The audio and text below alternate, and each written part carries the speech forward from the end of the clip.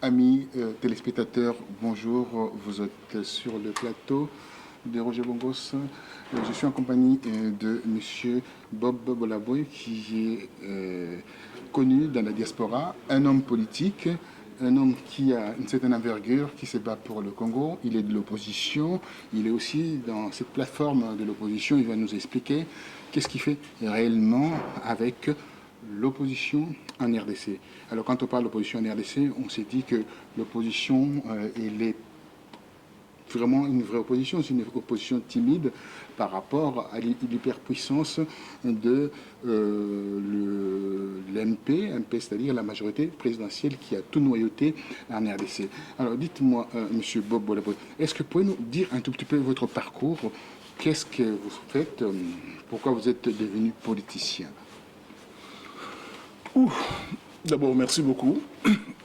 Oui, merci beaucoup pour la question. Je vais essayer un peu de commencer par me présenter. Monsieur Bob Bolaboué Mbokoso. Voilà, je suis congolais. Mais congolais de père et de mère. C'est maintenant, il faut le spécifier. Il faut le souligner. Voilà. Je suis congolais de père et de mère. Je suis plutôt du côté de Maïndombe. Dans les Bandundu, si les gens ne connaissent pas. Donc, limite. Aujourd'hui, vous savez très bien que le Bandundu est divisé en 3 provinces. Oui. Il y a le Maïndombe, les Kwangu et les Kwilu. Moi, je ne suis pas d'accord avec cette histoire de division. On va en parler. Moi non plus. De toute façon, on en parlait là. Donc, sur le Maïndombe et plus particulièrement de Mouchi. Très bien. Là, je comprends parfaitement. Voilà. Mouchi, je sais. La route qui m'y ramenait un peu souvent quand je partais vers Chikapa, là-bas. Voilà. Donc, ceci étant, je suis en France depuis les années 80. Je suis là. Même année que moi, d'ailleurs. Voilà. Donc, c'est vraiment qu'on se connaît depuis très très longtemps. Je fais partie de ces Congolais qui, ici en France, ont réellement combattu Mobutu. Donc, je suis le secrétaire général de l'Union nationale des étudiants des Aïrois, UNES. Et à ce moment-là, étudiants, on commençait déjà à s'intéresser un peu à la politique. Et après des études, on s'est carrément lancé dans la politique. Voilà, donc je suis président d'un parti politique qui s'appelle Rassemblement du peuple pour la démocratie et les renouveaux. J'ai été candidat aux élections législatives en 2006 dans la sous-région de Moamba. Et en 2011, j'étais candidat à Mouchi. Donc dans le Bandundu. Dans les deux élections, je dirais que la première, quand j'étais au Moamba, il y avait beaucoup de candidats. Je peux accepter le fait que j'avais perdu les élections. Mais en 2011, je n'ai toujours pas accepté parce qu'en fait, j'avais gagné les élections, mais j'étais la tricherie. Donc là, j'anime le RPDR, comme je l'ai dit, mais en même temps, je coordonne avec Jean-Jacques Ngangweche la dynamique de l'opposition congolaise ici en France. C'est une plateforme de l'opposition congolaise. On a décidé, à partir d'ici, de relayer les combats de l'opposition interne ici à l'extérieur du pays. Alors, relayer le combat. Alors, quand on voit ce qui se passe aujourd'hui, on rentre dans le vif du sujet, on voit le G7 tous derrière Moïse Katumbi. Qu'est-ce que tu peux nous donner comme réflexion et ton analyse par rapport à ces ralliements derrière Moïse Katumbi? Voilà. Je prends juste 5 minutes pour expliquer brièvement. Très bien. Prenez votre temps. Bongos. Le Congo a connu des élections en mai 1960. De ces élections, Lumumba était sorti gagnant, il était Premier ministre, il a dirigé le Congo. Sauf que le 14 septembre 1960, Mobutu a fait son premier coup d'État. Il a interrompu le processus électoral. À partir de ce moment, on a eu beaucoup de guerres dans le pays. L'instabilité. En 1964, on a rédigé la première constitution de Louisbourg. Et ça devait nous amener aux élections. Il y a eu élections, d'ailleurs, Tchombe avec Onakat, ils avaient remporté les élections. Mais le 24 novembre, Mobutu intervient, il met fin au processus électoral. grâce aux Belges, enfin, avec la complicité des Belges. Donc, depuis le 24 novembre 1965, Mobutu a dirigé le pays pendant 32 ans dans l'illégalité totale. Kabila est arrivé, Kabila père. Il a pris les armes, aidé par le Rwanda, aidé par l'Ouganda, aidé par les Américains. Il est venu déloger Mobutu. En délogeant Affaibli. Mobutu affaibli. Ah, il faut tenir compte de cet élément-là aussi. J'essaie d'aller vite. Voilà, allez-y. Ok, donc, très bien. il a délogé Mobutu affaibli. Il se trouve que Kabila a demandé aux politiques 2 ans pour qu'on aille aux élections. Mais ça n'est pas passé. L'Ouganda, le Rwanda, ils ont utilisé le MLC avec Jean-Pierre Bemba. Ils ont utilisé Zayn Ngoma avec le Rwanda. Ils ont attaqué le Congo. Ils ont agressé le Congo. C'était vraiment une agression. La guerre a duré 3 ans. Au bout de 3 ans, on s'est tous retrouvés à Sun City. On s'est dit, ben voilà, à partir de maintenant, personne ne pourra plus prendre le pouvoir par les armes. Pour prendre le pouvoir, il faut aller voir le peuple, demander le pouvoir entre les mains du peuple. On a mis en place une transition qui a duré 3 ans. On a rédigé une constitution. Et dans la constitution, on s'est dit, le président, il pourra avoir seulement 2 mandats, pas plus. Et si quelqu'un ou un groupe de gens voulait s'accaparer du pouvoir par la force, le peuple a le droit de se défendre par tous les moyens. L'article 64 de la Constitution. Donc on a mis tout ça en musique. Ce qui fait qu'on a eu les premières élections en 2006. Kabila était en face au 2e tour avec Jean-Pierre Bemba. Et de cette confrontation,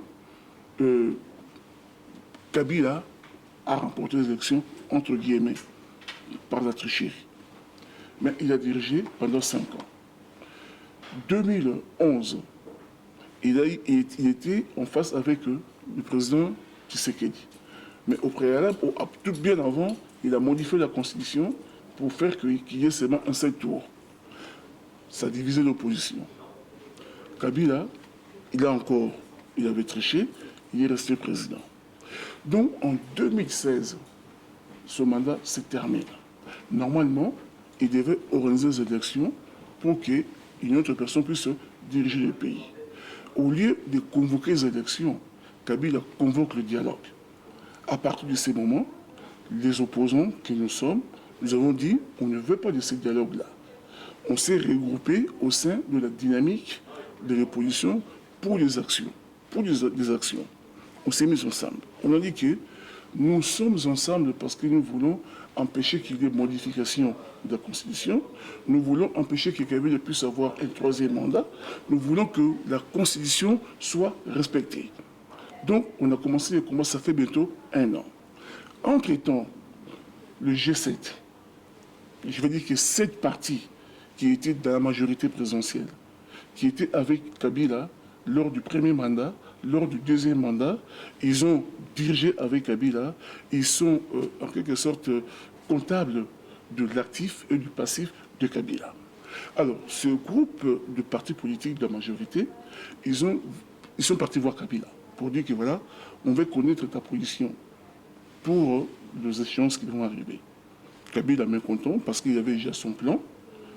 Ils ont mis ces gens-là dehors. Et en partant, ils ont créé le G7. Et aujourd'hui, le G7 est sorti, ils ont dit que voilà, nous luttons pour le respect de la Constitution. À partir de ces moments-là, la dynamique de l'opposition, qui a toujours tenu ses discours du respect de la Constitution, s'est dit que tiens, vous venez nous rejoindre, aucun problème, aucun souci. Tout Congolais qui prendra position pour le respect de la Constitution sera le bienvenu. C'est dans ce cadre-là qu'on avait accueilli le G7, on avait accueilli Moïse Katumbi et les autres. Tout Congolais qui se lèvera demain matin pour dire que je me bats pour le respect de la Constitution, il est le bienvenu. Mais de là à devenir président du Congo, là c'est autre chose. Et là, on va aborder tout de suite le sujet. Il ne s'est pas prononcé. C'est le G7 qui s'est prononcé par rapport à son soutien à ses futurs présidents imprésidentiables, en fait, si vous voulez. Mais il ne s'est pas prononcé lui-même, d'ailleurs. Il n'a pas donné sa position. Moi, je dis seulement que le G7 est notre partenaire dans la lutte pour le respect de la Constitution. Parce que le processus électoral est dans l'impasse. Kabila l'a bloqué d'une manière exprès. Alors que si on revenait à son city, on avait dit que personne ne pourrait plus prendre le pouvoir par les armes. Kabila veut nous pousser, comment dirais-je, à prendre le pouvoir par les armes. On n'en veut pas. Vous comprenez? Et ce qui fait que le G7, puisqu'ils ont accepté le respect de la Constitution, on est avec eux. Alors, si on pense par rapport, il y a eu quand même le passé, un passif par rapport à ce qui se passe en RDC. On voit les concertations, ça n'a rien donné, des résolutions qui ont été votées. Les résolutions ne sont pas respectées aujourd'hui. Alors, on peut imaginer avec les dialogues prônés par la majorité présidentielle, ces dialogues aujourd'hui soutenus par l'UDPS, on peut craindre que nous glissons vers une transition. Oui, c'est ce que je vais vous dire là. C'est qu'aujourd'hui, nous attendons la convocation des élections. Et pourquoi aujourd'hui l'UDPS, par la voix de son président, dit voilà, je souhaite aller dialoguer pour revenir en fait sur le passif qu'il y a eu en 2011? Je suis franchement mal placé pour parler de l'UDPS. Je suis très mal placé. Pourtant, c'est un acteur politique, vous devez donner votre avis par rapport à cette affaire qui se passe avec l'UDPS. Je veux dire que l'UDPS veut aller au dialogue, d'après ce que j'ai compris, mais ce n'est pas le dialogue de Kabila. L'UDPS dit, je vais aller au dialogue, mais supervisé par la communauté internationale. Avec une feuille de route. Avec une feuille de route. Qui parlerait bien entendu des problèmes qu'il y a eu pendant les élections en 2011. Est-ce qu'on est encore là à parler de ces élections de 2011? Bon, alors, à partir du moment qu'on se retrouve avec un régime finissant, un gouvernement qui va vers sa fin. Alors ça, c'est une position qui n'engage que l'UDPS. Moi, en ce moment, je suis en train d'engager le RPDR, mon parti. Je suis en train de parler plus ou moins de la dynamique. Parce qu'au niveau de la dynamique... Alors vous jouez la langue de bois avec moi, donc je suis en train de me poser une question. Oui, bien entendu. Parlez clairement, oui, parlez clairement. J'ai dit, qu'est-ce que vous en pensez par rapport à cette affaire? À partir du moment que c'est un dialogue à 9 mois du départ de Kabila, donc le 19 décembre 2016, et vous parlez de dialogue aujourd'hui, ça va nous ramener vers quoi? Vers une transition, vers un compromis qui laisserait, en fait, si vous voulez, la population au bord de la route. Bon, moi, je suis en train de dire une chose. À l'allure où vont les choses, je pense qu'il y a 2 ou 3 scénarios qui se dessinent. 2 ou 3 scénarios? Voilà, qui se dessinent. D'abord, Kabila qui convoque son dialogue. S'il réussit ce dialogue, parce que dans son idée, qu'est-ce qu'il voudrait? Qu'on passe dans une période de transition. Voilà. Et après, qu'est-ce qui va se passer après? Et après, on va peut-être mettre la constitution actuelle en suspens. On va rédiger, comment dirais-je, une autre constitution pour lui permettre de revenir au pouvoir, de poser sa candidature. Il va dire que, c'est vrai, j'ai eu mes 2 mandats, mais maintenant c'est une nouvelle configuration. Parce qu'avec la nouvelle constitution, comme Kourouzi avait fait ça au Burundi, je peux reposer ma candidature. C'est là où il veut nous amener. Voilà. Au niveau, par contre, de l'UDPS, si j'ai bien compris, l'UDPS dit ceci. Nous voulons aller au dialogue, effectivement, supervisé par la communauté internationale, mais sauf que le 19 décembre, le mandat se termine. OK? C'est vrai que le mandat se termine. À minuit. On fait quoi après? Ça, c'est la question. On fait quoi après?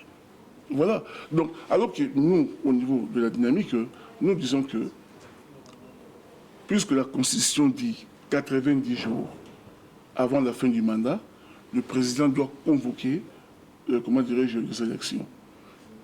90 jours, c'est qu'au mois de septembre, s'il n'y a pas convocation des élections, on va constater le fait que Kabila a, une fois de plus, violé la Constitution, tout simplement. Alors là, l'article 64 pourra s'appliquer. Alors, l'article 64 pourra s'appliquer. Alors, quand on voit l'hypermilitarisation de faubourg de Kinshasa, et également du Katanga, qu'est-ce qu'on peut craindre par rapport à tout cela? Dans les grandes villes, on voit quand même Kabila pose ses mercenaires, pose ses militaires, pose ses Moura, ce qu'on appelle le militaire Moura, le Bana Moura. Alors, comment tu peux penser par rapport à ça? Et la garde républicaine, tout ça, etc. Bon, moi, ce que je pense, tout simplement, on a affaire avec un homme, avec un gouvernement, avec un régime qui veut prendre le peuple congolais en otage. Tout simplement. Maintenant, le peuple doit répondre à ce défi-là. Ou alors, on s'est dit que, puisque l'autre a des bombes, il a l'arme, il a toute une armée, il a les services de police, il a tout, on ne bouge pas. Ça, c'est une première approche, une première façon de voir les choses. Où on dit que malgré ses armes, malgré tout ce qu'il est, nous, on veut que la Constitution soit respectée, on va bouger. Et là, je peux te dire que si un peuple est conscient, déterminé, aucune armée du monde ne pourra l'arrêter. Comme en Burkina Faso, c'est qu'on a pu voir. Aucune armée du monde ne pourra l'arrêter. C'est que si vous avez un peuple conscient, je dis bien conscient, déterminé. Le peuple est toujours conscient, hein, mais il prend son temps. Bon, voilà. Ça veut dire que ce n'est pas les armes, ce n'est pas la police, ce n'est pas le service de renseignement de Kabila qui fera peur au peuple si aujourd'hui le peuple veut bouger. Alors, le peuple veut bouger. Et alors, on voit toujours ce qui se passe au Congo-Brazzaville. Ça peut toucher. On est le capital le plus proche du monde, 7 km 300 à peu près. Dites-moi, il y a, ça carnarde aujourd'hui, ça tire à l'arme lourde au Congo-Brazzaville suite à ces élections qu'on peut qualifier aujourd'hui des truquées. C'est pas moi qui l'ai dit, c'est le secrétariat d'État américain qui l'a dit. Alors, dis-moi, qu'est-ce que vous pensez par rapport à ces élections et à Sassou? Sassou va se cramponner au pouvoir. Et si Sassou se mettait au pouvoir, ça donnera l'idée à Kabila, bien entendu, de faire la même chose. Ce que je pense, c'est quoi? C'est que il y a eu d'abord Kagame au Rwanda. Kagame, il est arrivé, fait mandat, il a modifié la constitution pour conserver le pouvoir. Nkurunziza, au Burundi, a fait pareil. Mais il a des soucis, il a des soucis terribles. Il a des soucis extrêmement graves. Là, on veut mettre les forces d'interposition de l'Union africaine, etc. Mais ça pose un problème. Lui, il oppose un refus là-dessus. Et c'est vraiment le pays est ingouvernable. Sassou, à Brazzaville, il a fait pareil. Il est arrivé, fait mandat, il a modifié la constitution, il a fait des élections, il a perdu, mais il a touché, il veut se maintenir. Donc, ce qui se passe aujourd'hui au Congo-Brazzaville, c'est la conséquence justement du fait que Sassou a voulu, il a triché, il veut rester au pouvoir. Kabila, de l'autre côté, il n'est pas en reste. Il veut faire comme tous ses pairs de la sous-région.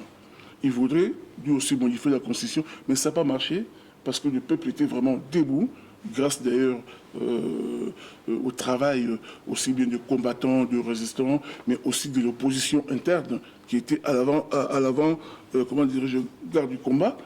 On a fait échec à cette modification de la Constitution.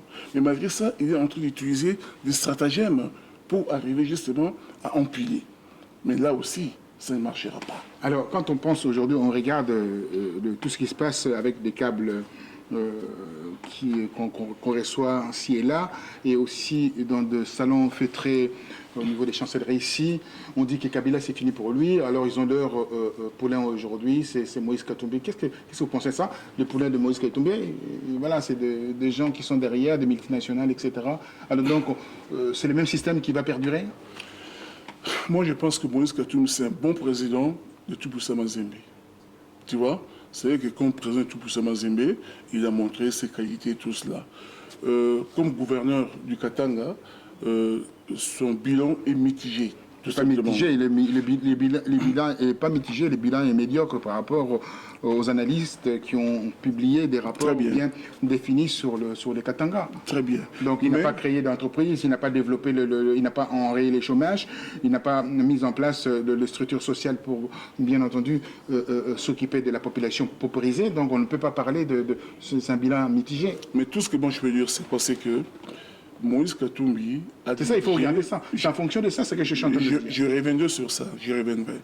Moïse Katumbi a dirigé de 2006 à 2011 avec Kabila. De 2011, bientôt à 2016 avec Kabila. La constitution a été modifiée avec Moïse Katumbi. Tout ce que Kabila... On a massacré des gens dans le Katanga. Avec Moïse Katumbi. Voilà. Donc aujourd'hui, à 6 mois des élections, Moïse Katumbi et les G7 sortent de la majorité. Non, je veux dire que Bon, ok, d'accord, ils sont de la majorité.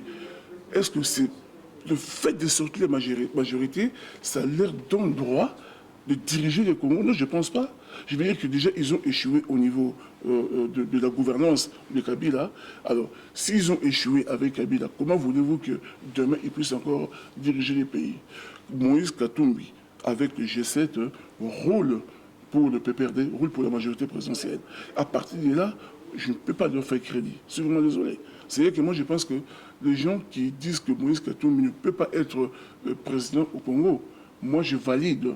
Tout simplement parce que je dis que qui s'occupe de Mazembe, c'est très bien.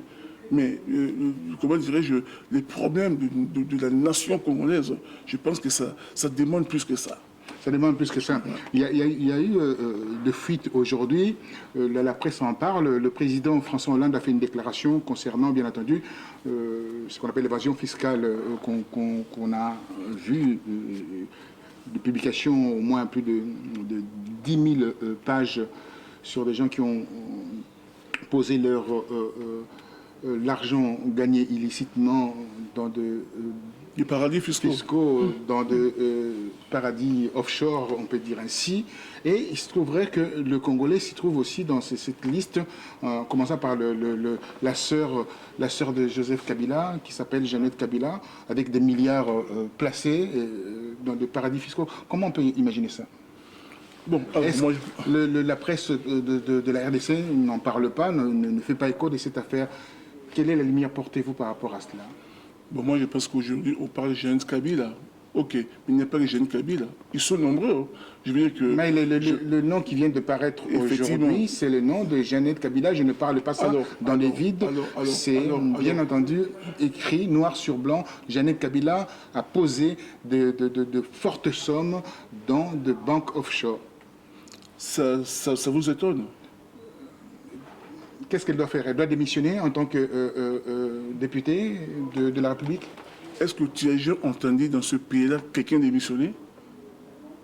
Non. Moi, je veux dire qu'à ma connaissance, depuis que Kabila est au pouvoir, depuis 2003 d'ailleurs, ça va bientôt faire 15 ans, je n'ai jamais entendu une personne démissionner. Pourquoi? Parce que tout simplement, l'impunité dans ses pouvoirs est érigée dans une sorte comment dirais-je, de dogme en quelque sorte. Parce que regarde, M. Bongos, depuis que le Congo existe, on a tué, on a assassiné Lumumba. Est-ce qu'il y a déjà eu des procès au Congo? Les gens qui ont volé avec la zarisation, il y a eu procès? En 1975. Aujourd'hui, Kabila Père est arrivé, à part un simulacre de procès qu'il avait fait, il n'y a pas eu vraiment un procès au Congo. Tout ça parce que la lutte contre l'impunité n'a jamais été à l'ordre du jour. Dans un pays vraiment responsable, Jeannette Kabila, par rapport à ce qu'on a dit aujourd'hui, il serait plus il démissionnaire, ou alors le procureur se saisirait du dossier. Ben, il devrait se retrouver, comment dirais-je, aujourd'hui en prison, tout simplement. C'est là où je dis qu'il n'est pas, la seule. Si aujourd'hui on a cité Jeannette Kabila, mais il y a beaucoup d'autres qui se sont cachés, que peut-être la presse internationale n'a pas déniché, mais ils sont nombreux. La liste est en train de continuer de sortir. Donc, il y a plus de 100 000 pages, hein, donc on a le temps de voir le nom de tout le monde. Mais tu verras que rien ne se fera au Congo. Parce que la justice est inférieur, parce que, enfin, c'est ça justement, parce que c'est le procureur général qui devait se saisir du dossier. Il ne le fera pas, M. Kabangou, il ne le fera jamais, parce que lui-même, il est mis là par Joseph Kabila. Alors, on parle de la banque, il y a une certaine continuité. La BIAC aujourd'hui, on va vers la fin de notre entretien, la BIAC aujourd'hui va vers la banqueroute. Il y a plus d'argent au niveau de cette banque. Et quand il y a eu cette annonce, la population s'est pressée au niveau de banques pour retirer en compte leur moindre maigre épargne au niveau. La banque va s'écrouler. Si la banque s'écroule, forcément, la Banque centrale, le président de la Banque centrale devait démissionner, M. Moutoum. Oui, mais le problème, c'est que tu n'as pas dit pourquoi la banque s'est écroulée. Pourquoi? Mais parce que justement, le dignitaire de la Kabylie prenait l'argent n'importe comment et n'importe quand. Donc, l'écroulement de la BIAC, c'est la conséquence de la mauvaise gouvernance au niveau du pays. Et c'est normal que les gens qui ont mis leur argent là-bas aillent récupérer, mais tu verras, comme il n'y a pas d'argent, ben on va revivre ce qu'on avait vécu dans les années 70 avec la CADESA. Vous vous en souvenez encore? Les gens, ils avaient mis l'argent, au finish, ils n'avaient pas d'argent. Donc, la BIAC, le fait que la BIAC... Alors, l'histoire de la bancarisation prônée par Matata Pogno, donc c'est un leurre, en fait, en réalité, si on veut. Mais Matata Pogno, c'est un magicien. Pourquoi je dis que c'est un magicien? Parce que c'est une personne qui vous parle de cadre macroéconomique qu'on ne voit jamais, comment dirais-je, sur le plan social. Il parle bien entendu de croissance de 7,9% de la RDC.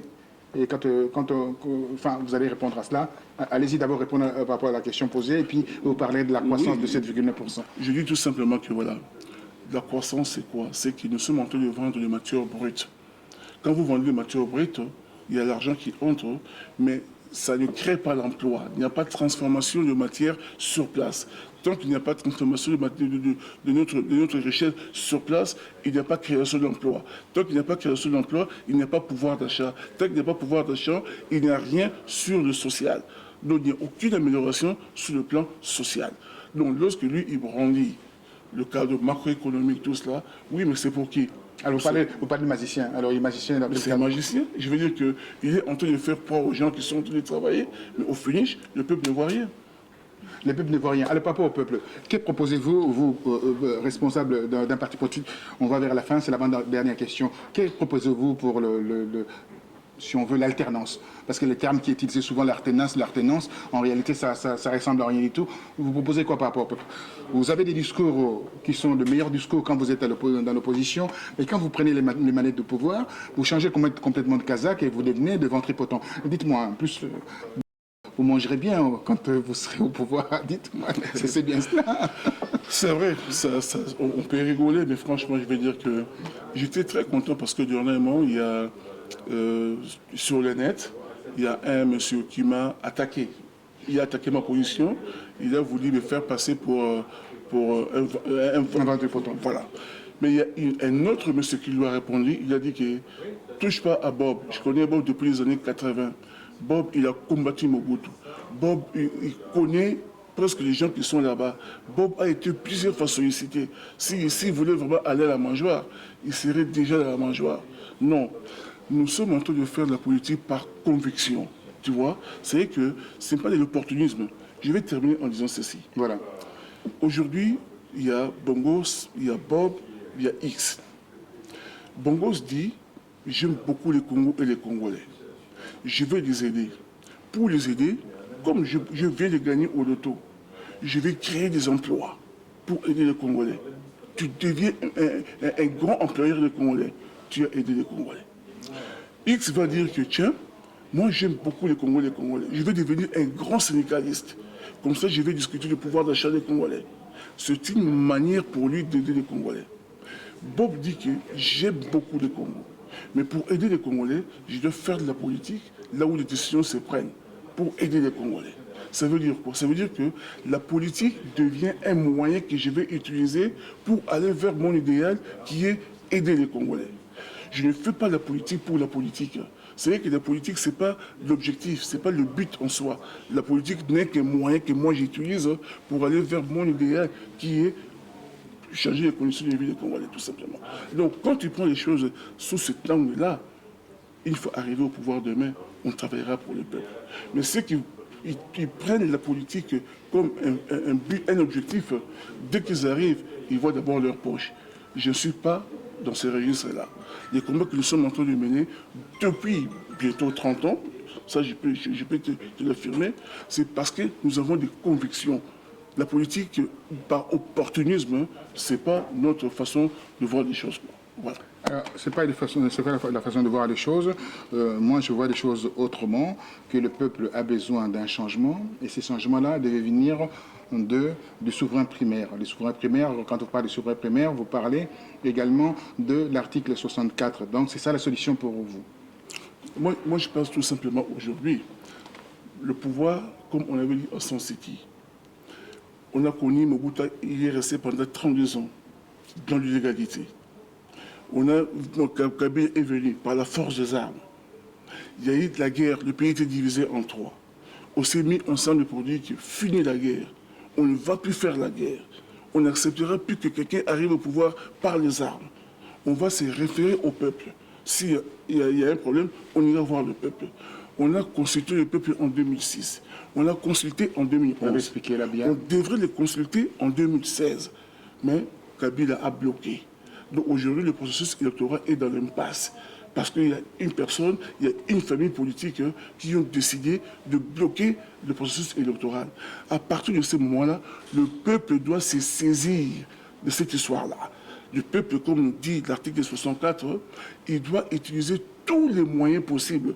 Ce n'est pas définir les moyens, mais tous les moyens possibles à sa disposition pour débloquer la situation, pour reprendre le pouvoir et les donner à qui il veut. Donc aujourd'hui, la situation du Congo est entre les mains du peuple. Si le peuple ne se prend pas en charge, si le peuple ne devient pas conscient, mais je pense que dans les jours à venir, on va vivre des jours terribles, quoi. Je pense qu'au jour d'aujourd'hui, personne, je dis bien personne, ne peut dire avec certitude ce qui va se passer d'ici fin 2016. Aucun analyste ne pourra nous dire exactement ce qui se passera. Seul le peuple pourra tout troubler, quoi. Seul le peuple, alors le peuple souverain, le peuple aura le dernier mot. Souverain, il aura le dernier mot. Mais en ayant le dernier mot, vous aurez ces derniers mots.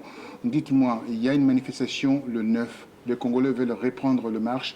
Les Congolais veulent reprendre le flambeau. Les Congolais veulent traquer, on terminera avec ça, veulent traquer les dignitaires qui viennent ici, se vautrer, s'asseoir ici et dépenser leur argent ici.